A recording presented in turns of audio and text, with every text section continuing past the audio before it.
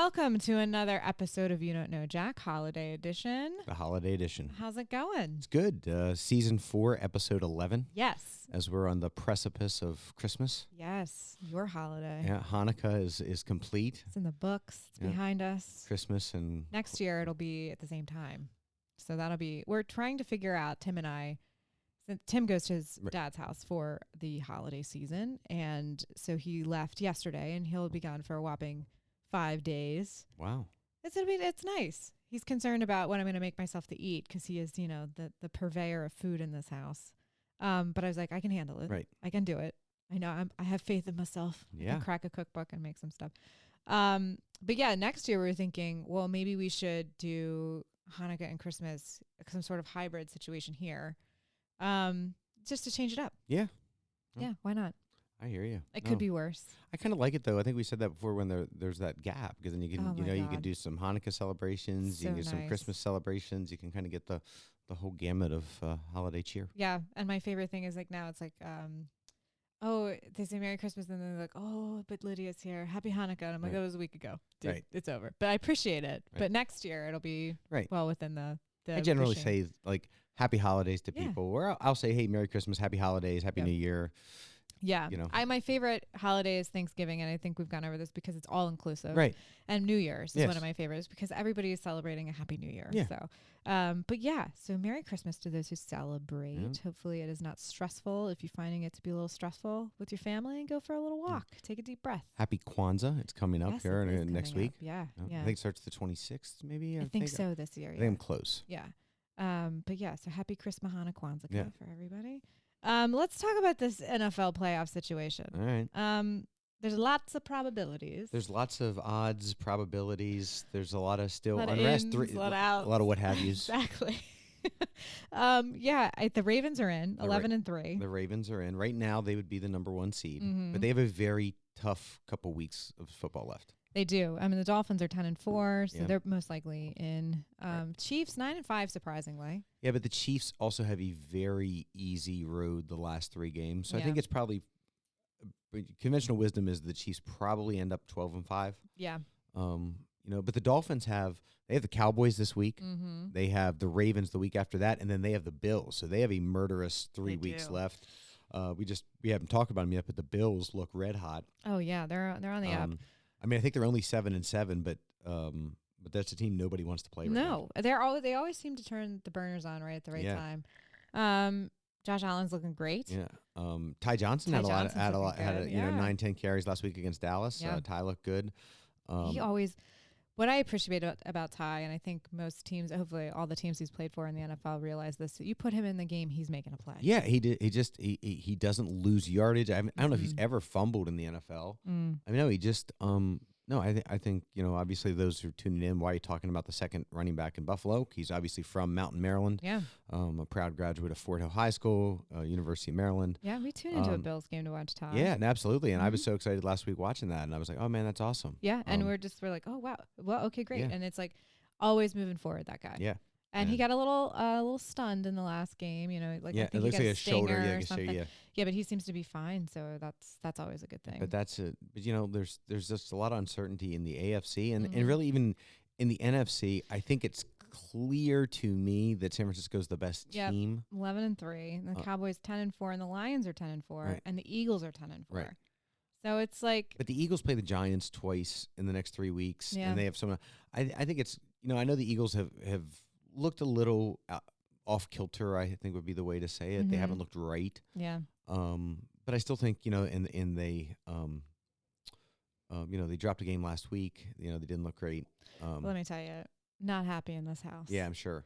Run more than 6 plays was Right. yelled at the television Right. a few times. And I tell you what, Seattle's backup quarterback Drew Lock. made a Man. perfect throw. He did. It was That was a great game. It was. But Um, Jalen Hurts was playing sick. Yeah, he was not well. He was not well. And he even said, he's like, look, at the end of the day, I take responsibility. Yeah. I lead the team. Yeah, he said the we whole didn't make thing. enough We didn't plays. make enough plays. Yeah. And I think, he shouldn't have been playing if he was sick. He did an incredible bang up job. Yeah. If you and I were sick, Right. we wouldn't be throwing a football. No, we wouldn't be getting knocked we'd be laying around. in bed, laying on the couch. I can't think exactly. Right. I'm not thinking clearly. I'm not going to be running plays or thinking Right. about different routes and stuff like that while I'm like feverish. Yeah, imagine getting hit when you feel like that. Like you already feel your body already hurts. Cart me off. Yeah. I just would lay there. I'd be like, I'm done. Take me out. But I'm done. the Eagles definitely look a little off kilter. And then I think the team that nobody understands in the NFC, how can Dallas look so great at home? Yeah. And they're just dreadful on the road. I mean, they just got stadium magic. They just got beat up They did not by the Bills. I mean, they got physically pushed around. Bills are a tough team. They're a physical team. I mean, football's physical in general, but I'm just saying they looked bigger, stronger, and my faster. God. They just looked, Mm-hmm. and by running the ball, you take Micah Parsons out of the equation, and they played with the lead, and so Dallas, they could run the ball. Dallas couldn't get their pass rush going, and just got out physical. Man, they got beat up, and so that's going to be interesting. Like what Dallas looks like going into Miami this week. Yeah, I mean that they're same 10-4, so we'll see. I don't know. I tell you who else has lying in the weeds, playing good football recently. The Rams. The Rams are playing very good football. They're playing good football, and the Jags are also playing good football. It's one of these things where it's a maybe team is the Jags, and the AFC is sort of like, what does their postseason kind of look like? I know. I do think though, I think they showed a level of immaturity against the Ravens. They had opportunities. They missed field goals, blew a clock play, and the Ravens, and then the second half, they let the Ravens just kind of inflict their will on them, and the Ravens are good at that. That's how they win a lot of games, by kind of inflicting their will on another team. Yeah. And they've gotten better as the season's gone on too. It's amazing. So the Ravens are 11-3. Mm-hmm. The Ravens actually, if you look at the 3 losses, could very easily be 14-0 right now. Yeah.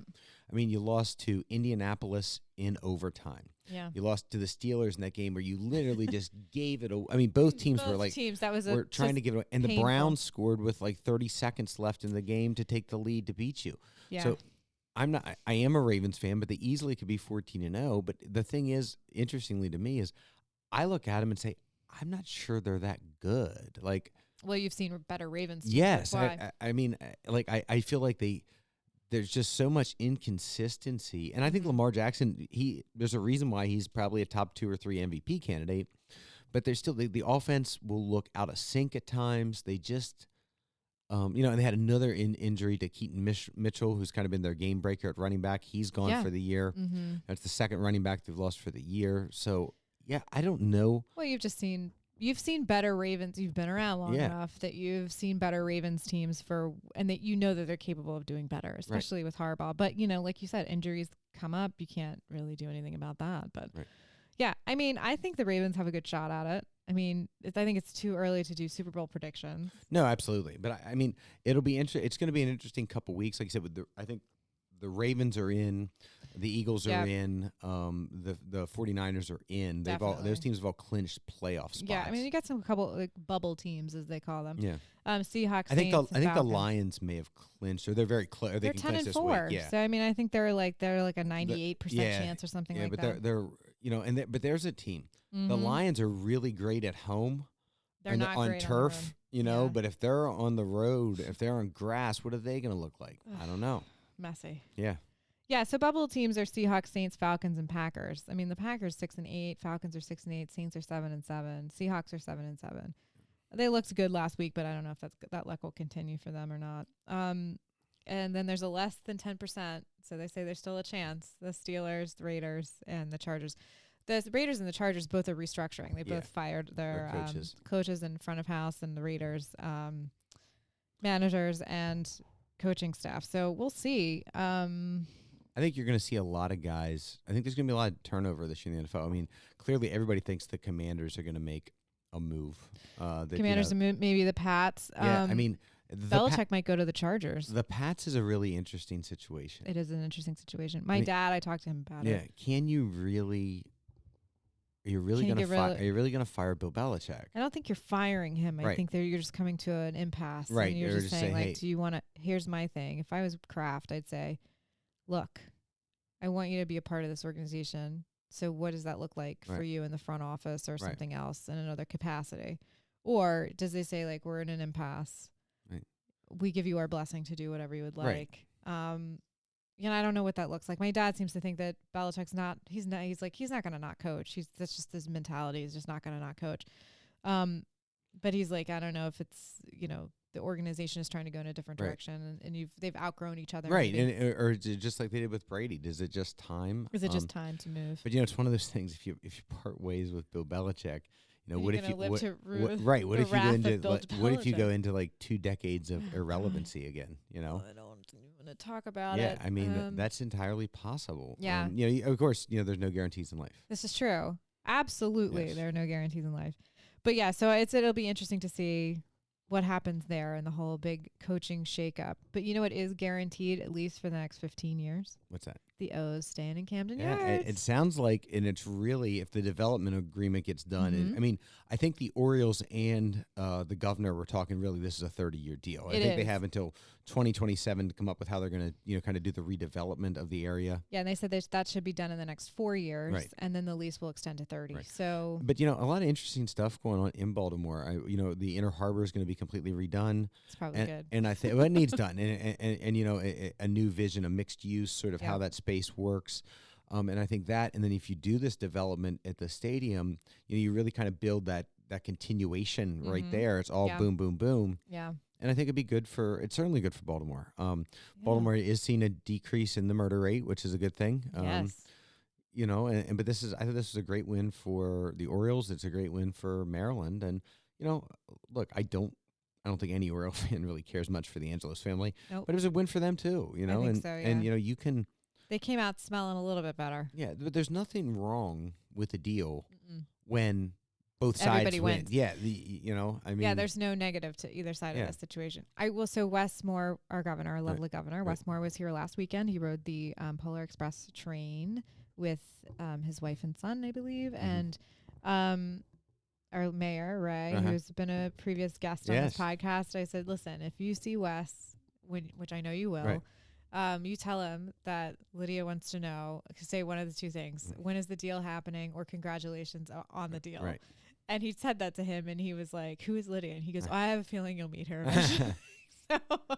So, hey, Wes, if you're listening, thank you and congratulations. Promises made, promises delivered. Exactly right. Starting at the crab feed. And he told us, you and Nathan Price, another former guest, that this was. We should say Wes Moore, man of his word. Absolutely. And so, but this is I think it's just good for the Orioles. It's that stability that the community, I think, quite frankly, it shouldn't have taken 5 years to do this. Yes, but under circumstances, if we weren't dealing with the Angelos family, it probably wouldn't have. I mean, look at the Ravens. Like you said, they got that deal done, and they're already on the way. The state said, hey, well, you do a new lease. We're going to give you access to up to $600 million to, redevelop, upgrade stadium, blah, blah, and the Ravens done. They're like, done, no brainers. Signed, done deal. Yeah, so, I mean, it's but no, I think it's just a win for Maryland. It's a win for Baltimore. Absolutely. So there's some new rules in baseball.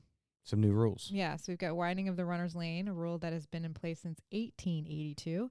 Runners must be within 3 feet of the box of the foul side of the baseline during the final 45 feet between home and first. Gotcha. Is this maybe a safety issue? It's a safety issue. It's also eliminates some foul line drives and determining whether or not it's fair or foul. Right. And having to send the runner back or outs or all that kind of stuff. So it kind of eliminates some play calls that could have gone either way, mainly in World Series games. Yeah. I shortened the pitch clock by 2 seconds when a runner's on base. I don't understand this one. Yeah, I don't understand. Like, I thought it worked. It worked. It's working. I don't know why. These are tweaks. I wouldn't say that they're like. No, but that one I wouldn't. I wouldn't even do that. Yeah. And then the last one is the pitcher that warms up on the mound before half an inning has to face at least one pitcher. Okay. So that's a new thing. Again, these are just tweaks. Yeah, that one, think the I guess that may. So they're saying, hey, if you bring the guy out to warm up, he has to at least see one pitcher. Well, that's probably for a speed issue because they don't want him to warm up. So then you can, just because you're buying more time in the bullpen. Correct. To come out and say, okay, now I'm going to make a change. Exactly. I think that. That's fine. I don't mind that at all. That's all. That is just planning. You have to know when to get your bullpen up. Yeah, I think it just helps. That's fine. But I think again, all these are tweaks. Last year, the pitch clock was in place, and they made the bags bigger, which has been great because there has been less injury right. and there's been else. a lot more stolen bases. A lot more stolen bases. I think much they did more want to exciting. produce more stolen bases. And the games are faster, Yeah. which I don't mind actually. And I think a pitch clock is good. I didn't mind the speed of the game generally. No, I didn't either. You know, but I have been at games where it has been just a dog to sit there for like especially 10 innings. I guess where my issue always is when the bullpen, you know, like the where we were doing the one batter kind of guys. We're not doing that. No. I'm okay with that. I'm no, like but I actually do think in the World Series you should get to do, or in the playoffs you get to do whatever the hell you want. I think the pitch clock should be out. I think the pitch clock should be out. I think there shouldn't be any limits on pitching changes. I'm okay with limiting mound visits, but not pitching changes. Yeah. Like I think, hey, if I want to match up, you know, for the last 4 innings, I should be able to match up for the last 4 innings. If I want to make those changes and match up, I should be allowed to do that. Sure. Yeah, but I think these are just like tweaks, whether they stick around. And stop the freaking ghost runner in the. Oh my God, I don't like that. I really wish they would take that away. I know.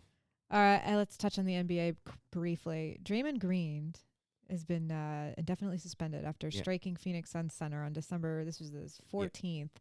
It's his third ejection of the season, so they have suspended him indefinitely. There's clearly something. There's something up here, Draymond. You know, he's had multiple issues. He's clearly a fiery player.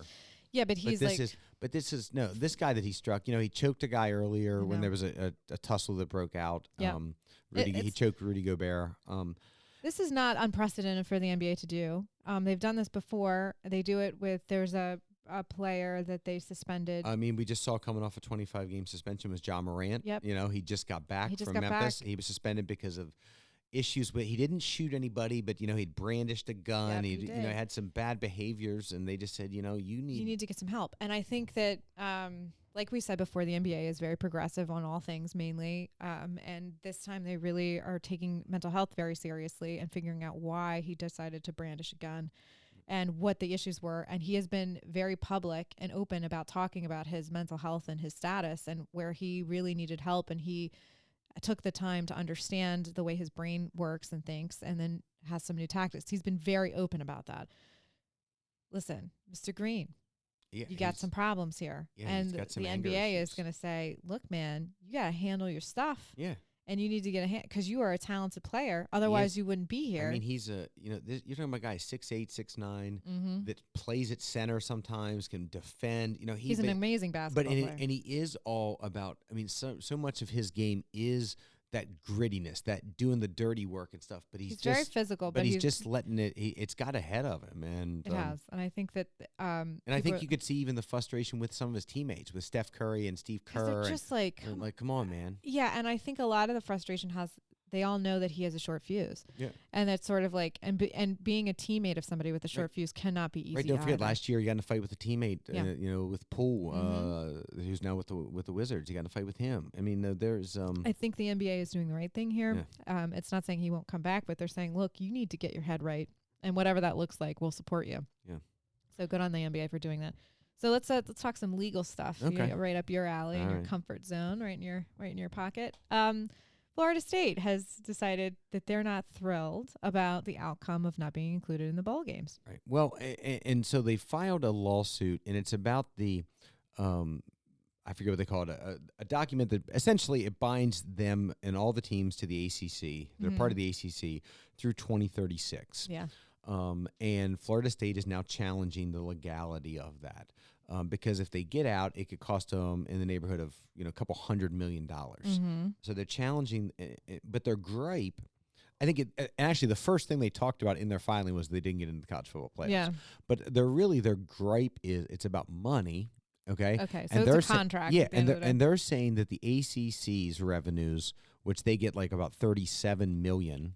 Okay, the teams is not competitive with the Big Ten and the SEC. You know, the Big Ten being like 50 couple million, and the SEC right behind it. Yeah. And even then the Big 12 after that, and then the ACC, and then the Pac-12 was below that, and we've seen it implode. Sure. And they're saying that money makes it impossible for long-term competitiveness if, the University of Maryland or Michigan or Ohio State is going to get $10, $12, $15 million a year more year over year for their football program, we can't compete. Yeah. Because the ACC doesn't have a good TV deal. It doesn't have. Well, their name, image, likeness isn't going to be there. Right. Yeah. And so that's really, but this is really, this lawsuit, I think, is about the culture of college football and what's going on and where, if Florida State gets out, it doesn't stop with Florida State. I think Clemson will be right behind them. I do too. I think you could see. We're just going to have two conferences. You could see the University of North Carolina and Virginia potentially jumping. Yeah. You could see, like a Virginia Tech. Do they jump towards like the Big 12? I think UVA and UNC would be attractive to like the Big 10. Oh, yeah. So do you think, I see this just being Big 12, Big 10. Two and conferences. SEC. And SEC. Yeah. So three. So you have three conferences and that's it? And I think, though, it could even be really the SEC, Big 10, and then even the Big 12 would be a lesser conference. It just is. I mean, they lost their two marquee schools. They just lost Texas and they just lost Oklahoma effective, next year when they go to the SEC.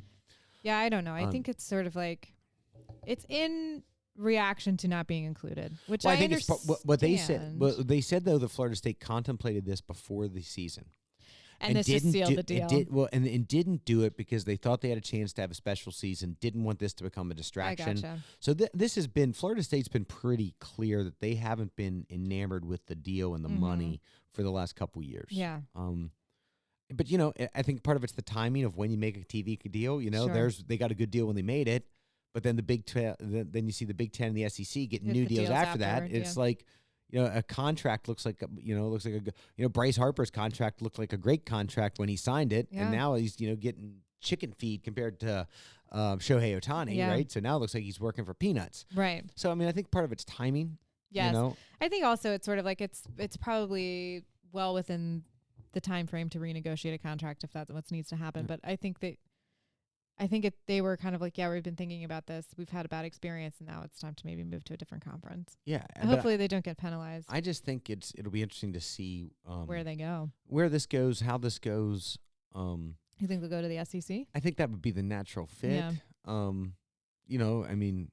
I don't think they're going to the Big Ten. No. I think it would be just the SEC would probably. Yeah, I think geographically. But you'd probably need them and somebody else, because you like to bring them in pairs. So sure. Clemson would be the obvious choice. Yeah, well, maybe that's the thing. It's like they all have phone calls. They're all making phone calls. But the interesting thing is, those two schools are not huge media market schools. No. I guess when you get into Florida State, you could do the whole state of Florida, I guess, the SEC network theoretically, so that would help because they're up in the Panhandle, again, geographically very close to the SEC. Yeah, Georgia. But, that's when people say this or that about Maryland or blah, blah, blah. Yeah, but University of Maryland's in D.C. Yeah. It's in the DMV. It's a huge media market. Absolutely. Its program is worth way more to the Big Ten than Duke. Yeah. Or, University of North Carolina. It's not about the quality. No. It's about the TV markets. Now, again, North Carolina is not an insignificant TV market, but it doesn't look like the DMV. No. You're now selling the Big Ten network, essentially all of Northern Virginia, all of D.C., all of Maryland. That's was the attract. It's like Rutgers. Well, why would you Rutgers? Because you sold Northern New Jersey. Yep. How many people, how many TVs are there, and that's lot. what it's about. Yeah. And so, but it'll be interesting to see, where does this end? Does it end with football being treated differently? Do you build the football conference like an NFL conference? Do you just have and then have playoffs? Yeah, I think we've all known that it's it's obvious. The college football program is the feeder into the NFL. So it would make sense that they would have and follow a little bit of the same formulaic things for playoffs and everything else. And I eventually see this being, three conferences, but probably ultimately will end up in two, the Big 10 and the Big 12. And then you'll just have a regular playoff season like we have the AFC and the NFC. So I think that's eventually where it's going to end up. And eventually you'll only be able to move so many different times between different conferences to try to get a better deal or the better thing or the whatever. And eventually it'll end up in 10, 12, and then you can go between the two of those.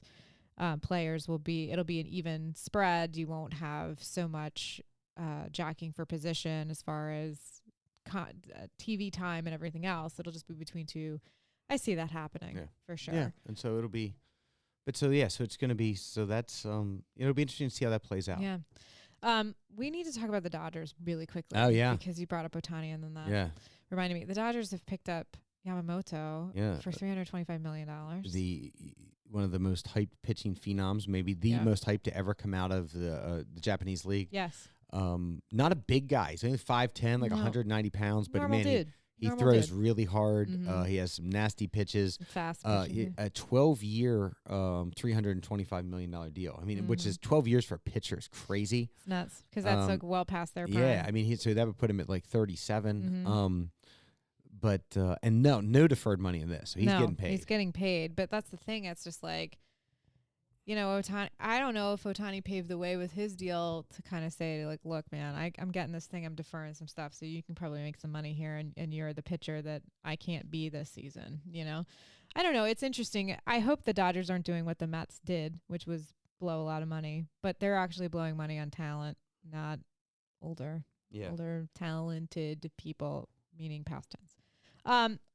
We'll see. I hope that it's gonna be stacked. It kind of makes me want to go see the Dodgers game. I know. I mean, that's what they're banking on. Road tripping out there. I guess one last legal thing that we have to address, because it's a precedent. Like, you and I, we live in interesting times where never has this happened before.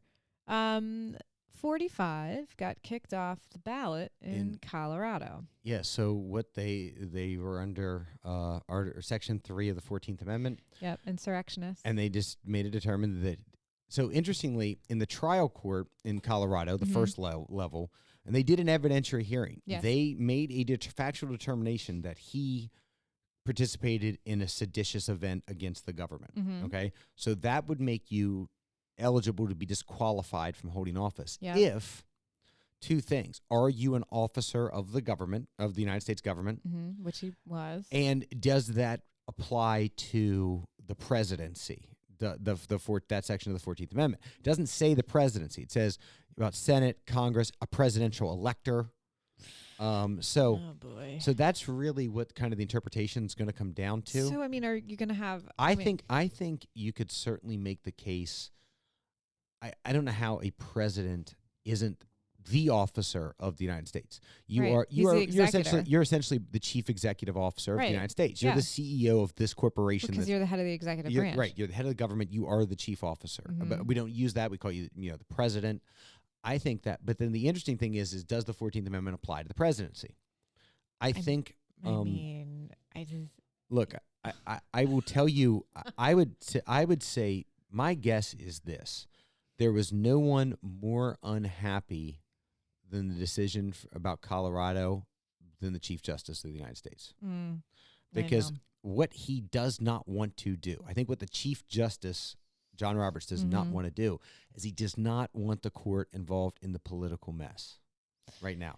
Yeah, the court's got enough credibility issues. Yeah, well. But when they're making legal rulings that enter into the political, but this is straight political into the political. Well, they've done it. They have a history of doing it with the election in Florida. Right. But they haven't done it in 23 years. I know, but I mean. And it was the first time they ever really did it. I don't think they won in it. No, I honestly feel like, my goodness, if I was John Roberts, I would be like not thrilled. And they have to make this ruling relatively quickly because final ballots, I think, are due the 7th of January. For the state of Colorado. So, I mean, it's sort of like, I look at it this way. If I were the Chief Justice and I was saying states' rights are, you want to do that, fine. Then you can say, well, each state has its own individual qualifications for saying who is valid to be on their ballot for elections. So if I were, but this is me, no legal background, just want to put that precedent out there. No, I would just be like, I got to kick it back to the Right. Well, there's nothing to kick back. You would just simply deny the appeal. Yeah. But here's what I would be worried about if I was the Chief Justice. Death threats? Well, no, I would be thinking where does this end? That's okay, so let me ask you this. Does Texas say, we think that, do they hold a hearing in their court saying Joe Biden has committed a seditious act. He's betrayed the government by not securing the border the way they want it secured, think it is. And so they kick him off the ballot.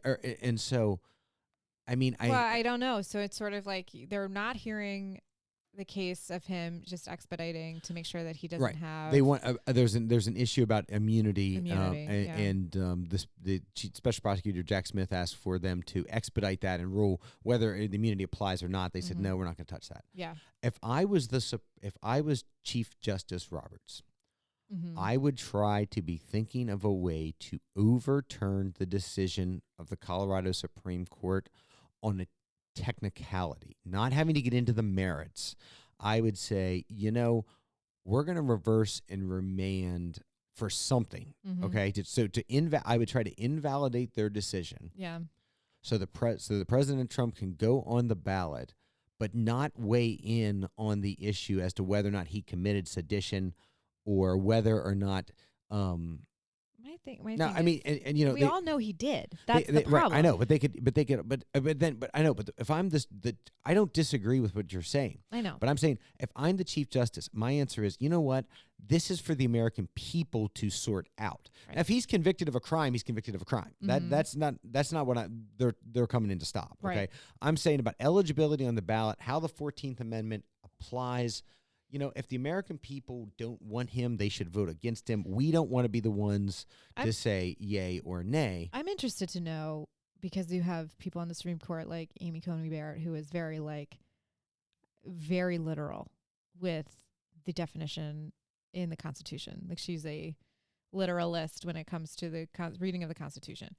What does she have to say about that? Because, I mean, is it going to come down to the words and executive officer, is it going to come down to those words, or I don't know. And I agree that you can't just leave the states to say like, well, the majority of us don't like you, so you can't be on our ballot. Right. But when it comes to something that's like, everybody knows the evidence is so incredibly strong against this guy. Yes, you did commit seditious acts, and everybody that's been convicted of January 6th has said, I did this because 45 told me to do it. That evidence is pretty glaring. But I get the moral dilemma. That's what I'm saying. I do not want to be this man. If I was John Roberts, or I was on the Supreme Court right now, man, I would have been eating the Tums pretty hard this week. I would have been like, oh man, this is not what I wanted to do the week before the New Year. The Supreme Court. Look, the issue with women's reproductive health. That's coming up too, right? But they have another one on on about certain medications. Yep. That's bearing down on them. But even when they on the Dobbs decision, I might vehemently disagree with Dobbs. Their point is, okay, look, they think it's a state issue. It all came from. They said it was legal fiction about Roe and Casey. So what they're saying is, no, we're not saying that you can't have abortions, and they didn't. They're saying that's a state issue that should have never been baked in the federal courts.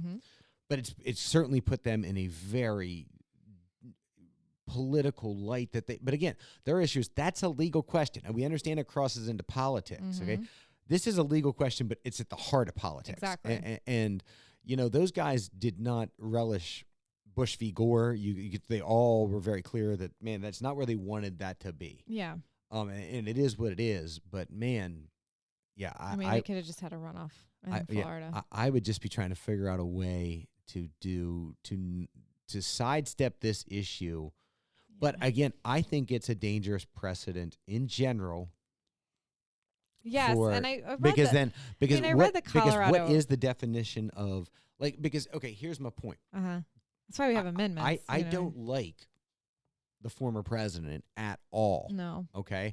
I don't disagree with what you're saying about what he did or didn't do. No. But he has actually not been convicted. But now, interestingly, none of those guys in the Confederacy were really convicted. I think I don't even think they tried Jeff Davis. I think they eventually they held him and then they let him go. Yeah.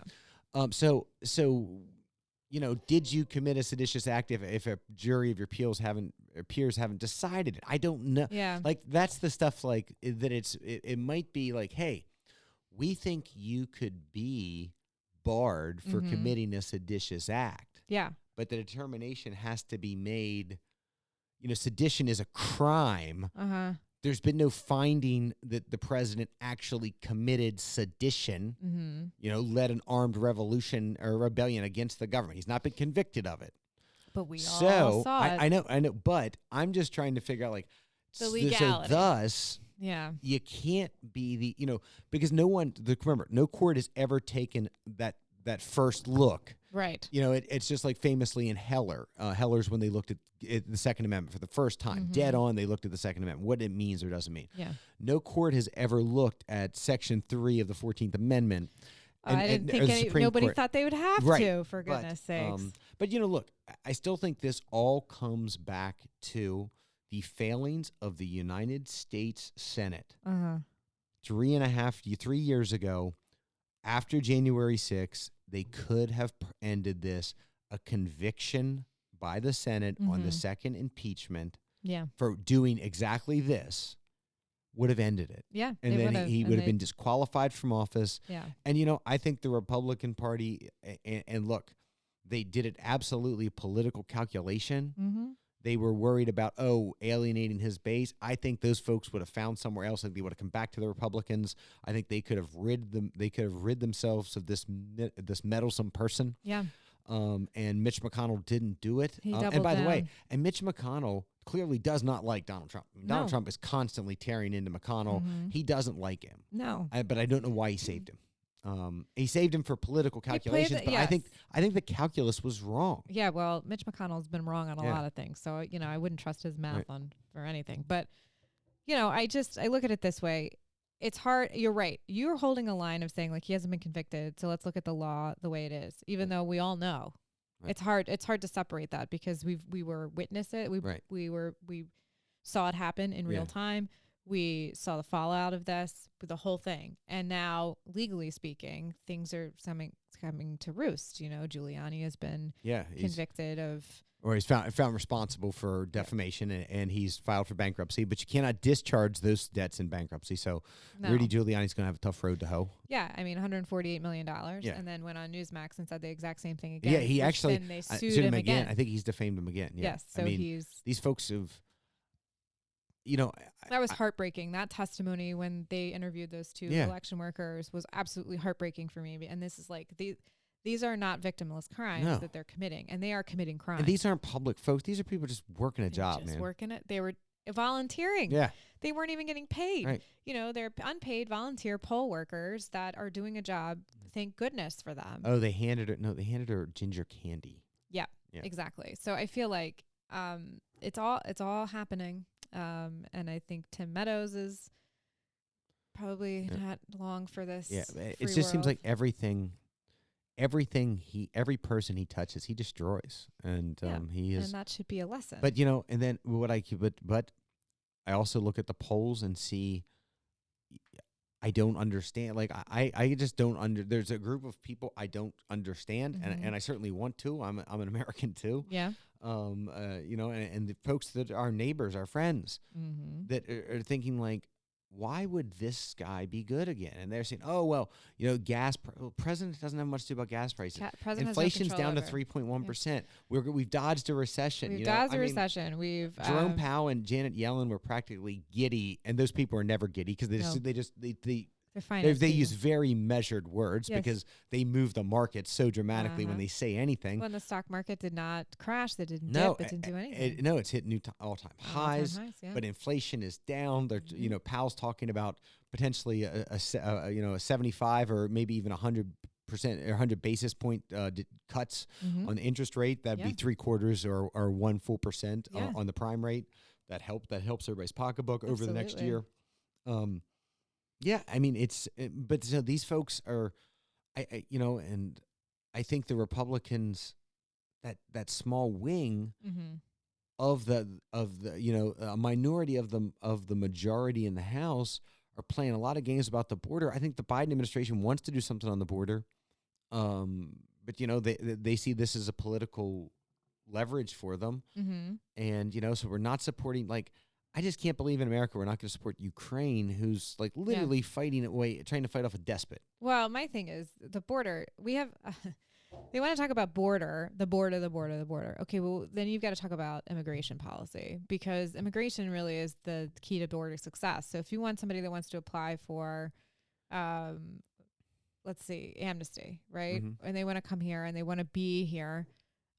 Great. Then you need to set up remote offices at your embassies that help with that. So when they get to the border, all their paperwork is correct, and then they can come and they can be tax-paying citizens of the United States. That's what I think people are missing, especially the Republican main majority, is these people want to come here and they want to work. Well, but and they want to be able to support, and they want to be safe. Guys, these people want to come here. Like, I see what's going on the border, and you have dads and moms with their kids up on their shoulders trying to cross the river, lifting them up through barbed wire and stuff. Mm-hmm. Man, do you understand? These people are not bad people. No. They're coming from places like Venezuela and El Salvador. They are failed states. They're also coming from places in, Africa, or they're coming from and they're the stands. from other failed states. They're coming to Mexico to get to the border. And as my thing is, like, okay, so if you have these people that are have made such sacrifice to get to that point, right. I mean, what wonderful things are they going to be able to do when they get here, if they have the support and they have the ability to do it, and they're going to work and pay taxes? We have to do things the right way. We have. I'm not for it could become an avenue for people of ill intent to try to commit. That's anywhere, right? But I mean, I think we have to. I mean, people could come here on just vacationing. Right. I still sit here and look and say, when I see us putting up barbed wire and like treating these people so hostily, like, this is not us. No. This is not like this is not tired, you're poor, your huddled hungry masses yearning to be free. The Colossus, right? Yeah. I mean, I feel like we I just feel like we have to be better than that. We need to be. We're supposed to be the light, right? We're supposed to be the guiding light and good conscience and everything else. And I think we've gotten so far away from that. And I don't know why we're afraid to. We are a melting pot as a country. Yeah. We do not have a generalized. When we say the American dream is not specialized to one race, creed, religion, creed, ethnic sexual group. orientation. It's just we're all entitled to the people want an opportunity for life, liberty, the pursuit of happiness. Right. So like, not that you're going to be happy, but the opportunity, a fair chance to shake. That's why Harry Truman used terms like the square deal. Everybody should get a square deal. Everybody gets a fair shot. Absolutely. And I think that and folks want that. People that come here from a different country, and we are all families of immigrants, unless you are a person of First Nations. Right.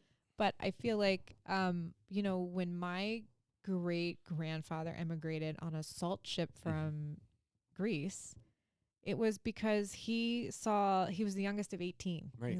He lived in a war-torn area between the Greeks and the Turks. Right. His opportunities were not great. And he was like, I'm going to leave everything I know, and I'm going to go to a place where I might know one or two people because they were maybe friends of somebody I knew someplace else. And they said, this is a good place for me to end up. And then worked so incredibly hard. And then here, that's part of my family. Build a dream. That's it. So it's sort of like you have the ability to do that. Make a life for yourself here. And I think that people that have had that opportunity really embraced it, and that still can happen. That's not something that happens in the past. It's still currently happening today. Right. And listen, nobody wants to do it. Nobody wants to take it on. No. But, we're talking about like on the southern border. So fine. But, okay, we know, again, huge populations from Venezuela, a total failed state. Mm-hmm. Huge populations from El Salvador, totally run by gangs. Rather than, so what do? Look, we have tried for 60, 70 years about interventions in South and Latin America. Not always worked out well for us. It's never worked out well. No, we've tried. But Lord knows. But how do we? I think where we've probably had the most success was in Colombia, probably working with their folks. Our military helping them. But but what do you do with El Salvador's run by MS-13. Look. Fine. Hey, you want to send the 101st Airborne down there? Fine. You know what? My answer is I'd be real clear. If you have a tattoo that says MS-13, you're an enemy combatant. Right. And we're not going to let you terrorize regular folks that are causing us a border problem. Now we're going to spend our treasure, our blood. So do you want to do that? Because getting tough on the border is not going to change the fact that people when you're sitting at your house and say, listen, Matt, if you're here tomorrow, we're going to rape your daughter in front of you. We're going to slit your son's throat, and we're going to then burn you alive. Guess what? You pack your stuff and you go. Absolutely. That's what's happening. Or in Venezuela, you're literally starving because Maduro is, he's a dictator. He's a dictator, yeah. I mean, they have all these oil reserves, but so many problems and so many issues about it. You know, Caracas, failed state. It's a failed city. It's a failed state. Yeah. So what are we supposed to do? We can go in and get involved because we're not going to look. You can't prop up Maduro's government. His government's too corrupt. Yeah. But we know we have a bunch of people from Venezuela. So what do? We regime change. Yeah, we've done that once before. Right, we've done that a lot of times Well, in Latin and South America. I think and it just doesn't work for us. But I'm saying an oversimplification. Screaming at people on the border not going to solve the is problem. not the that flow is not going to change. That problem is not systematic.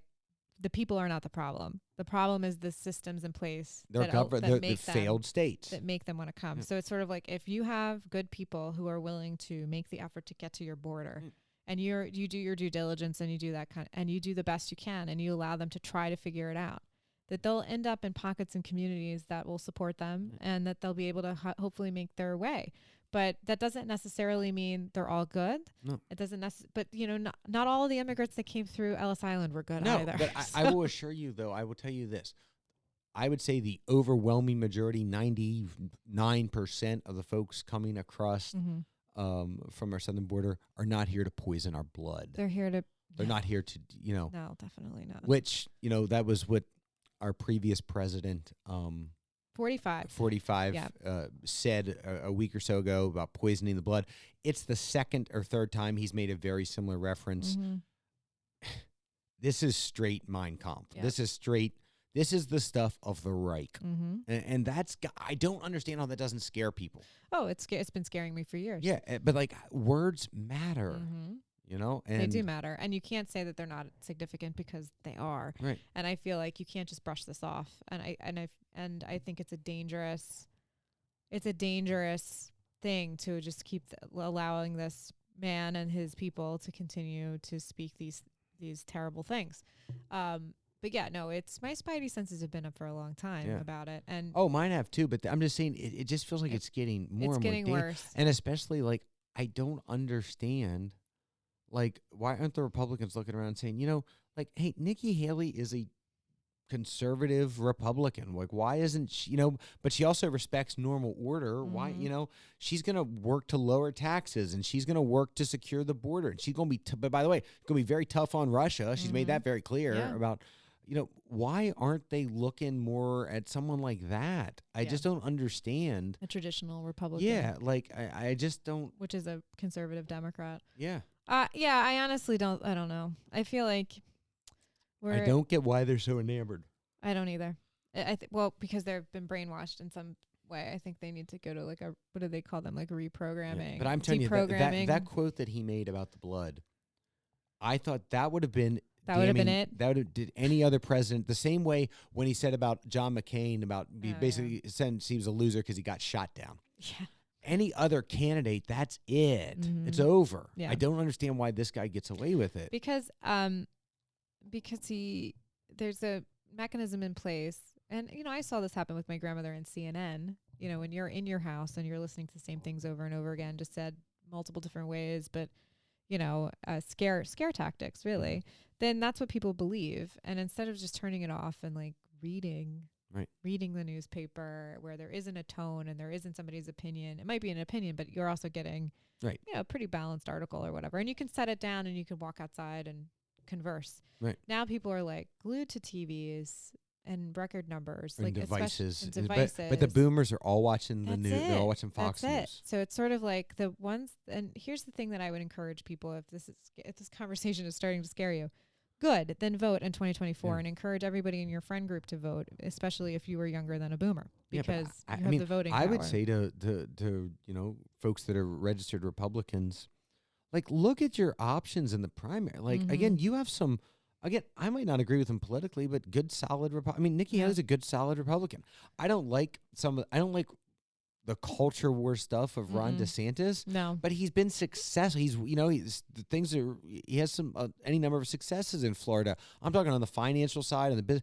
Like, these folks aren't. Yeah, but he's put people in place to do that. He's not doing it himself. But that's part of being a good. I'm just saying there's other options out there, and quite frankly, interestingly, Nikki Haley, her poll numbers one-on-one against Joe Biden, she does better than Donald Trump. You know. Well, and also, like, Chris Christie is a guy that is pretty, like, very public and outspoken. And, you know, look, do I agree with things that he's done in the past? No, but you know what he did? He took ownership of it. He took responsibility. He apologized for, like, you know, like the Bridgegate and closing down, you know, the government shutdown, and he went to a beach anyway with his family. I just think, look, you know, people aren't perfect, but at least they're willing to try to do better. And at least they're not trying to hide or do anything weird. But yeah, DeSantis, I don't trust as far as I can throw him. I don't disagree with you, but I'm just saying, like, But there are other options. Like, why are you always defaulting just in the primaries too? Yeah. You know, so. Yeah, maybe people that are aligned with 45, you don't vote for in the primary, because that's how you cut the head off the snake. But yeah, so like I said, this is a good dovetail into, it's the holiday season. You're going to be around family that you probably don't agree with, or you have, you know, good dissent with. But, you know, at the end of the day, we're all human beings. We all deserve a little bit of respect. And if you don't allow them to get under your skin, go for a walk. No religion, no politics. No religion, no politics. That's don't a talk good about rule. Don't talk about religion. Talk about the weather. Yeah, talk about. Don't talk about climate change. About just talk sports, about the weather. Talk about sports. Yeah, talk about you don't know Jack. Yeah, you want to make sure that everybody knows how to get. Exactly. You don't know Jack. And so as we wrap up episode 11 of season 4, Lydia, that obviously makes the point that there's been 3 other seasons and 10 other episodes this year. Where can they find us? We're on iTunes, Stitcher, Amazon, Google Play, Spotify, Audible. Love Audible. iHeartRadio, Deezer, Player FM, and Samsung. We are also on Instagram now. If it ain't on Insta, it didn't happen. That's true. So we're at JackYDK Pod on Instagram, and we have, you know, we're not very social, you and I, as far as this is a podcast where we like to keep pretty traditional, but we have on Instagram clips of our episodes, so you can listen to the clips. Oh, nice. There you go. And I think we might make a foray into YouTube, meaning no visuals, just audio, so you can listen to it there if you don't feel like subscribing, but we encourage you to subscribe on all those platforms. You can also find us on X or Twitter or whatever you want to call it, which is at JackYDK. Yep. We're also on Facebook. You Don't Know Jack Podcast. And then you can find Lydia and I both on Twitter. Lydia? At RTL Pod. And I am at JMGGMPG. So again, happy holidays, happy everything, and just enjoy time with family and friends, and a chance to remember what really matters in this world. Absolutely. All right. See you next time. See ya.